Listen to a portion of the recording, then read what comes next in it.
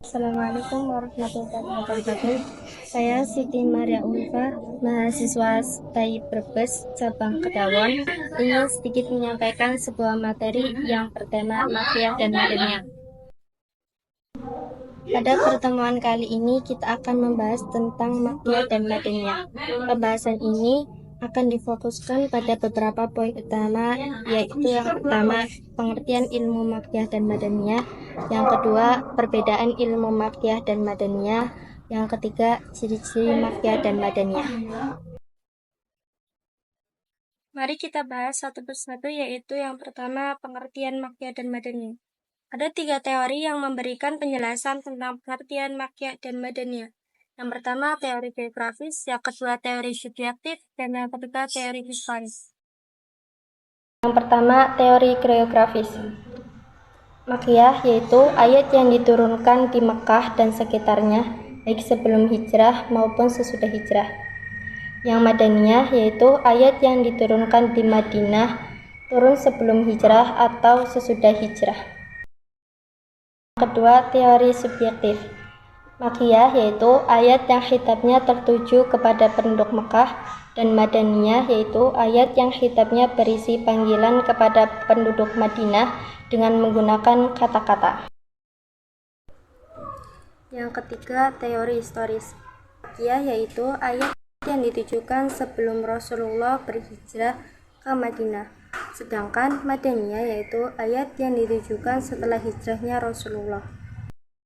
Pembahasan selanjutnya yaitu ciri-ciri makkiyah. Yang pertama, ayat dan suratnya pendek dan susunannya luas.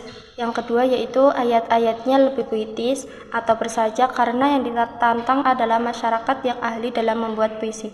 Yang ketiga yaitu makkiyah banyak menyebut qasam atau sumpah, tasbih atau penyerupaan, dan amsal atau perumpamaan. Yang keempat, gaya bahasa al-makkiyah juga jarang bersifat konkret, realistis, dan materialis, terutama ketika berbincang tentang kiamat. Yang kelima yaitu surah al-makkiyah mengandung lafaz kalla, yaitu di dalam lafaz Al-Quran ini banyak berulang kali sebanyak 33 kali dalam 15 surat. Yang keenam, surat-suratnya mengandung seruan, contohnya ya ayyuhan nas. Yang ketujuh yaitu mengajak kepada tauhid dan beribadah hanya kepada Allah, peristiwa kebangkitan dan hari pembalasan. Ciri-ciri yang kedua yaitu ciri-ciri madaniyah. Yang pertama, surah-surahnya berisi hukum pidana, hukum warisan, hak-hak pendata. Yang kedua, surah-surahnya mengandung izin untuk berjihad, urusan-urusan perang, hukum-hukumnya, perdamaian, dan perjanjian. Yang ketiga, setiap surat yang menjelaskan hal-hal ikhwal, orang-orang munafik, termasuk Madaniyah, kecuali surat Al-Ankabut yang dinuzulkan di Makkah. Yang keempat, menjelaskan hukum-hukum amaliyah dalam masalah ibadah dan muamalah seperti sholat, zakat, puasa, haji, qiyas, talak, jual beli, riba, dan lain-lain. Bahasan yang ketiga yaitu perbedaan makkiyah dan madaniyah. Yang pertama dari segi konkret kalimat. Surat makkiyah dalam penyampaiannya yaitu dengan cara konkret pembicaraan yang keras. Dalam sebagian besar surat makkiyah juga pendek-pendek dan banyak mengandung perdebatan antara Rasul dan kaumnya. Yang B, Madaniyah, sebagian besar surat Madaniyah dalam penyampaiannya dengan cara lembut dalam konkret pembicaraan. Sebagian besar juga surat Madaniyah panjang-panjang dan berisi tentang hukum-hukum tanpa perdebatan. Yang kedua dari segi tema. Yang pertama, makkiyah. Surat makkiyah berisi pengokohan tauhid dan akidah yang benar, khususnya berkaitan dengan tauhid uluhiyah dan penetapan iman kepada hari kebangkitan. Yang ke B, surat Madaniyah yaitu berisi perincian ibadah muamalah, sebab kebanyakan yang diajak pada waktu itu jiwanya telah kokoh dengan tauhid dan akidah. Yang terakhir, pembahasan tambahan tentang klasifikasi ayat-ayat Al-Quran.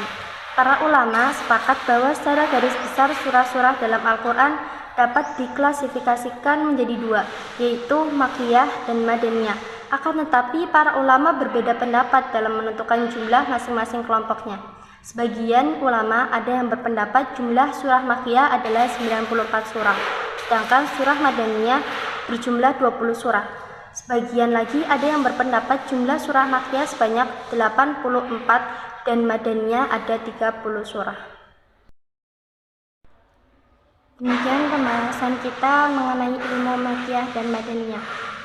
Dari pembahasan tadi kita memahami bahwa ilmu ini sangat penting untuk membantu kita memahami Al-Quran lebih mendalam, mulai dari pengertiannya, ciri-ciri, hingga perbedaan antara Makkiyah dan Madaniyah. Semoga penjelasan ini bermanfaat dan menjadi bekal ilmu yang berharga bagi kita semua, baik dalam memahami isi Al-Quran maupun dalam menyebarkan dakwah Islam.